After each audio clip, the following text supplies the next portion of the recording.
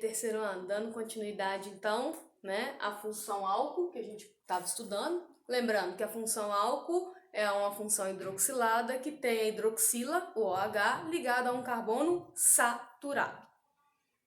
E aí, além, né, dessa informação de identificação, a gente começou a ver nomenclatura. Agora eu vou conversar um pouquinho sobre as propriedades físicas e como a gente pode classificar um álcool. Por exemplo, esse álcool aqui, a gente vai classificar ele como monoálcool, porque ele só tem uma hidroxila. Esse de baixo aqui, ele já tem hidroxila no primeiro e no segundo carbono. 2 OHs, 2 hidroxilas, então ele vai ser um diálcool, beleza? E como que ficaria o nome então? 3, prefixo prop, só ligação simples, an. No carbono 1, começo da extremidade mais próxima da hidroxila, então esse é o primeiro carbono. No carbono 1 tem uma função álcool, então terminação -ol.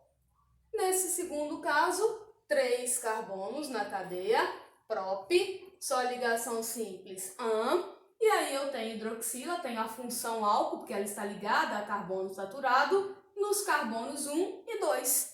Extremidade aqui, mais próxima, carbono 1, carbono 2. Então, 1, separando o número com vírgula, vírgula 2, diol. Indicando aqui a presença de duas funções álcool, né? 2 hidroxilas. Certinho? Igual a gente tinha lá, né? Dimetil, trimetil. Então, esse di está indicando a presença de 2 hidroxilas. Agora eu quero falar um pouquinho sobre a propriedade física, né? Vamos analisar aqui. Lembra que a gente falou que os hidrocarbonetos, eles são compostos apolares? Vamos pensar agora na função álcool.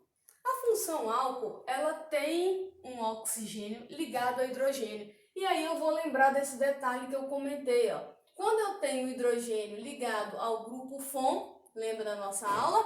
Ligado diretamente a fluoroxigênio ou nitrogênio, eu tenho ligação de hidrogênio como sendo a interação, a força intermolecular presente. Então aqui o álcool faz ligações de hidrogênio. E ligações de hidrogênio só ocorrem para moléculas que são polares. Além disso, a ligação de hidrogênio é o tipo de força intermolecular mais forte que tem. É a interação intermolecular mais forte que tem. Então, para romper, é necessário alta energia. Por isso que a temperatura de ebulição tende a aumentar à medida que a gente tem a função álcool. A hidroxila presente ali fazendo a ligação de hidrogênio. O oxigênio ligado diretamente a um hidrogênio. E aí, se eu aumentar a quantidade de hidroxila, significa que a possibilidade de fazer ligações de hidrogênio é maior ainda. Então, para romper, a força está maior. Para romper, eu preciso de maior energia, maior temperatura ainda. Então, por isso que a temperatura de ebulição aumenta à medida que aparece aí maior quantidade de hidroxila ligada à cadeia carbônica. Tranquilo? Além disso, o que muda? Os hidrocarbonetos, por serem apolares, eles tendem a se ligar a compostos apolares. Já o álcool, por ser polar, tem facilidade em se ligar a compostos polares. Como, por exemplo, a água. Água e álcool se misturam. Se a gente pegar esse álcool aí, né, que nós estamos usando no dia a dia para combater o coronavírus, esse álcool, ele normalmente tem uma porcentagem, 70%, que é o que tem sido usado. O que significa? Significa que 70% do que está ali é álcool, é o etanol, álcool etílico, e os outros 30% é água. Então tem álcool misturado com água, porque a água é polar. Eu dei lá no exemplo de ligações de polaridade. E o álcool também é polar. Então os dois são miscíveis, são solúveis um no outro. Conseguimos aí misturar, certo? Já se fosse um hidrocarboneto, ficaria difícil, né, a gente conseguir solubilizar com água, porque um é apolar, o outro é polar. É aquela ideia de que semelhante dissolve semelhante. Então, se não é semelhante, não vai dissolver, certo? Além disso, vamos observar que o álcool, apesar de ter a parte, né, que é polar, ele tem uma parte que é cadeia carbônica, né? Uma parte, digamos, que tem a tendência mais apolar. Por isso, a gente fala que os álcoois, eles são, normalmente, solúveis tanto em compostos polares quanto em compostos apolares.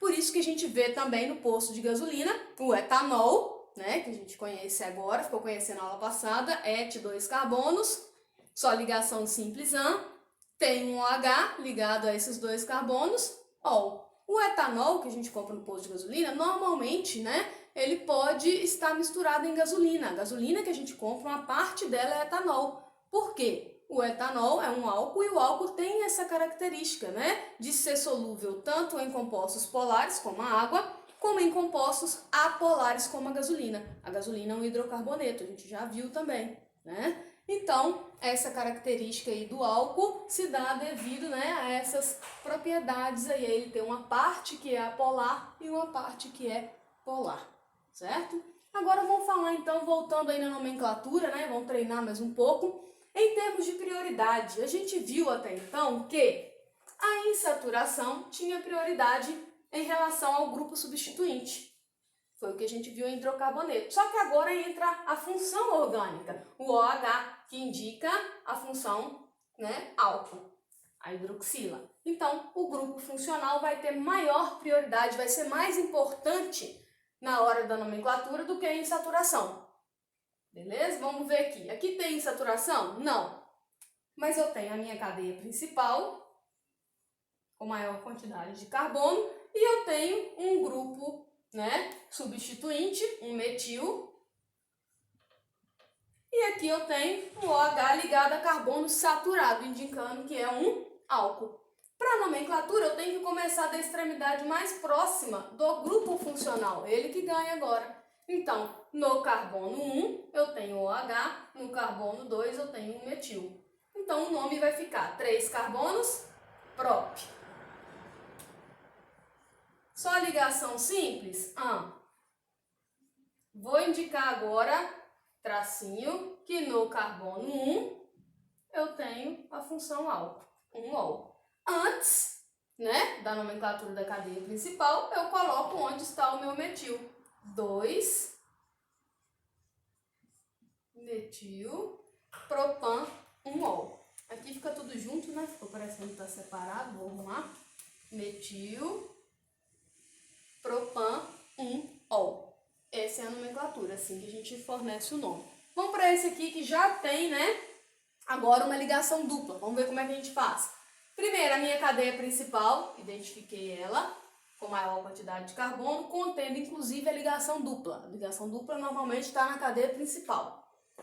Agora, se fosse olhar, né, o que a gente conhecia antes, a insaturação ganhava, eu tinha que começar dessa extremidade. Só que a gente tem o OH, hidroxila, indicando a função, né? Se tem um grupo funcional, a gente tem que começar da extremidade mais próxima desse grupo funcional. Então, aqui é o carbono 1, aqui é o carbono 2, 3 e 4.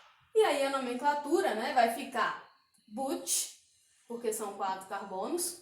No carbono 3, eu tenho uma ligação dupla, em. E no carbono 1, eu tenho a função álcool, ol. Fica esquisito assim mesmo, na frente de cada intermediário, por exemplo, eu tenho que colocar a dupla. Na frente do sufixo, eu tenho que colocar a indicação da função álcool, com a terminação ol. E aqui, antes, né, do nome da minha cadeia principal, eu tenho que colocar a presença do meu grupo substituinte, do meu radical, que é o metil. Então, no carbono 3, tem um metil e liga tudo. 3-metil but, 3N, 1-ol. Lembrando aqui, então, né, seguindo essa regrinha. Primeiro, prioridade do grupo funcional, depois da insaturação, por último, do grupo substituinte. Beleza? Vou deixar uns exercícios para vocês treinarem isso que a gente conversou e qualquer dúvida estou à disposição. Um abraço para todos.